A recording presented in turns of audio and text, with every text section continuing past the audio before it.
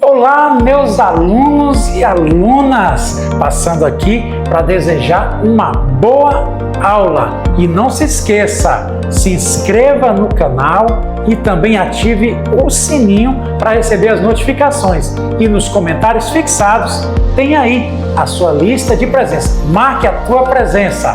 Um abraço, boa aula para vocês!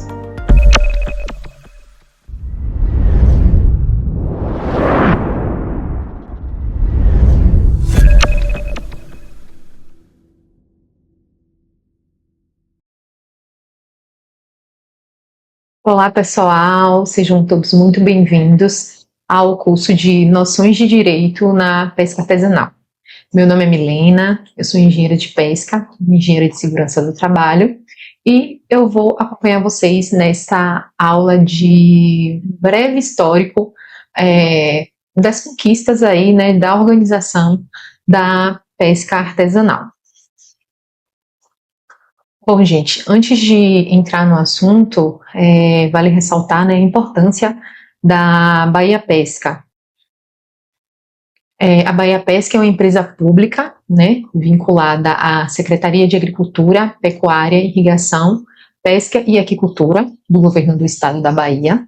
Foi uma empresa criada em 1982 e ela tem como principal finalidade fomentar a pesca e a aquicultura em todo o estado. Então, a Bahia Pesca vem aí desenvolvendo projetos, né, para impulsionar a pesca, para auxiliar ali a aquicultura.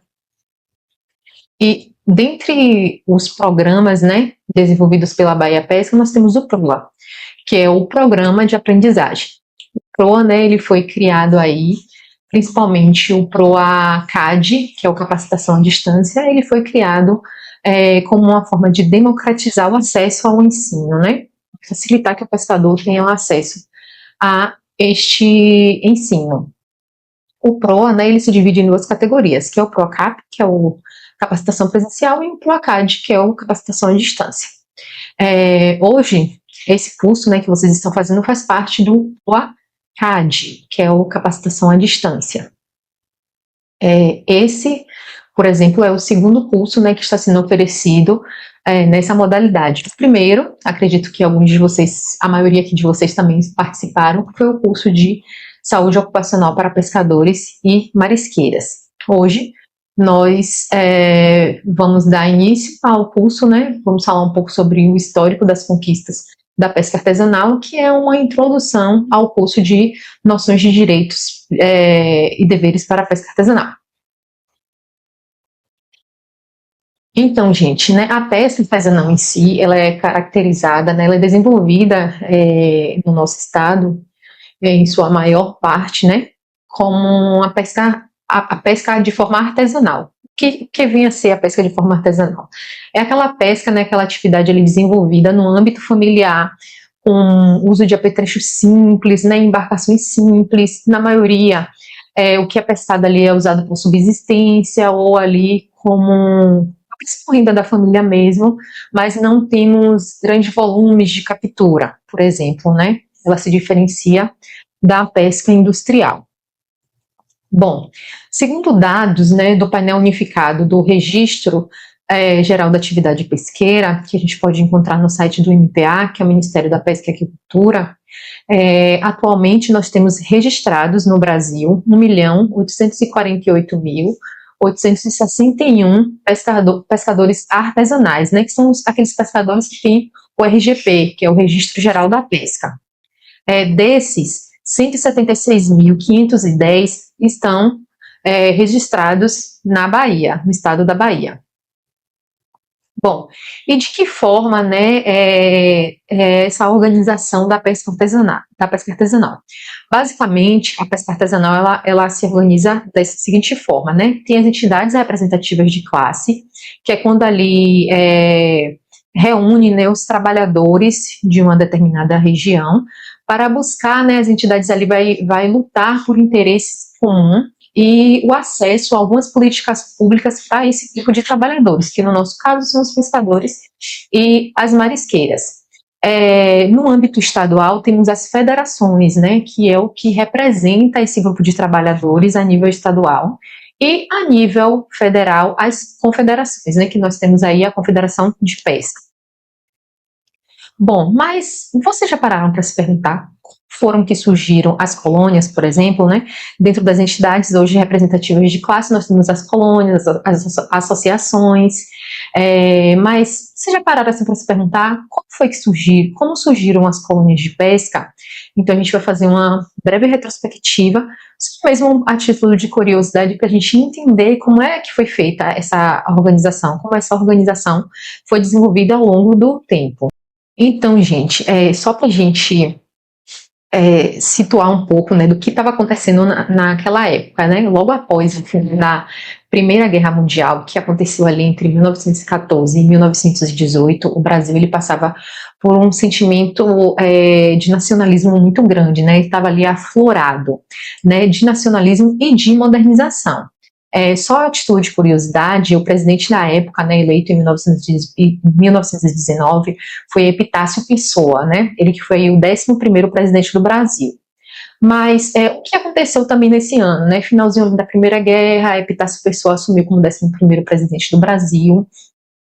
Tinha algumas missões também, né, no intuito de levar saúde, né, de campanhas de vacinação naquela época. E aí, justamente em 1919, aconteceu uma missão do Ministério da Marinha, né? A Marinha realizou essa missão, que é a missão do cruzador auxiliar José Bonifácio, que ocorreu entre 1919 e 1923, onde o navio partiu do Rio de Janeiro, com o objetivo de nacionalizar e modernizar a pesca. Então, por que a Marinha foi escolhida, né, para fazer esta missão, para realizar essa missão? Além do conhecimento tecnológico, né, a Marinha também tinha facilidade de adentrar nas comunidades ribeirinhas, então ela também foi escolhida por isso. E não só por isso, né, o objetivo em si era nacionalizar a pesca, ter ali uma organização da pesca, né, em todo o território nacional, mas também tinha um objetivo de modernizar a pesca, então tinha o intuito também de transformar aquele pescador artesanal autônomo em um pescador industrial, né, de capacitar aquele pescador. Além disso, né, essa missão da Marinha, ela saiu, né, ao longo do litoral, né, com campanhas de saneamento também e de educação. Tanto que tinha instalação de escolas primárias, escolas tecnológicas, entre outros. Mas, além desses objetivos, com esse sentimento nacionalista também, tinha ali um intuito também de recrutar marinheiros, né? Então, a Marinha, no caso, ela era responsável pelo saneamento, pela instrução, e ela era responsável por amparar também, por isso que tem esses outros benefícios. Mas também teria ali meio que uma reserva de marinheiros em caso de uma possível guerra. Vamos lá, aí o que acontece? Em 1920, né, a pesca, então, que era ali de responsabilidade do Ministério da Agricultura, Indústria e Comércio, ela passou a ser responsabilidade da Marinha, né, que já estava aí em andamento, né, essa missão do José Bonifácio, né, do Cruzeiro José Bonifácio. Então, aí, só para vocês terem uma ideia, né, a título de curiosidade também, né, o cruzador José Bonifácio foi essa embarcação que partiu do Rio de Janeiro, né, e percorreu toda a costa em direção a Belém.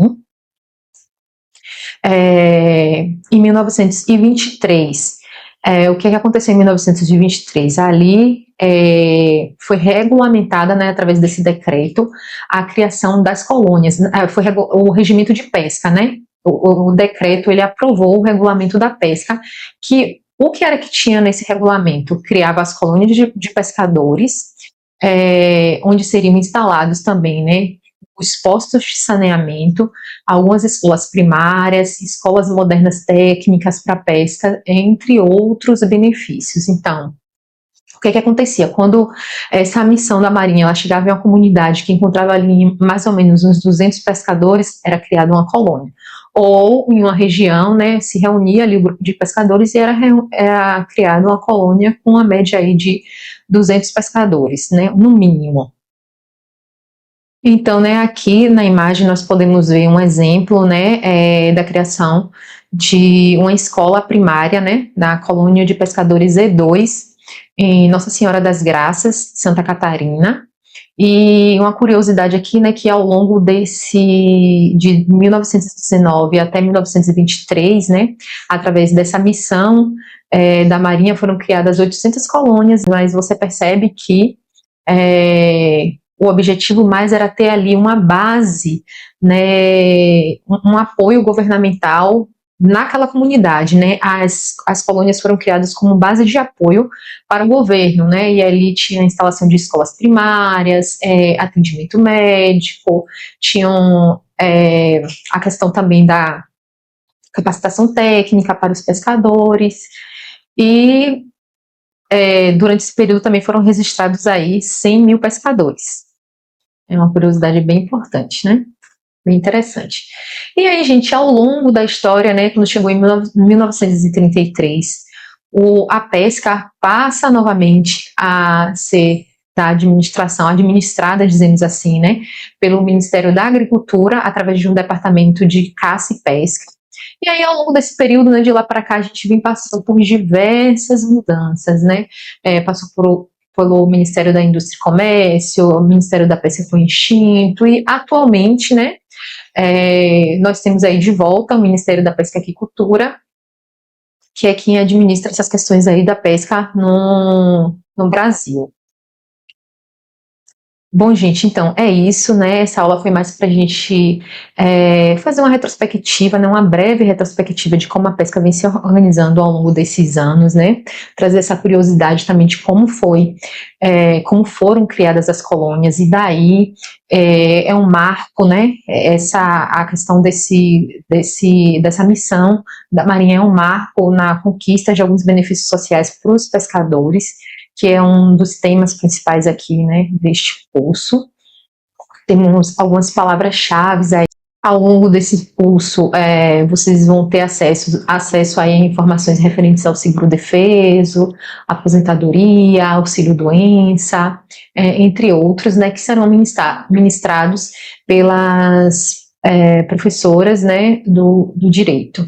Então, espero que vocês tenham gostado, sejam muito bem-vindos e esperamos vocês na próxima aula. Tchau, tchau.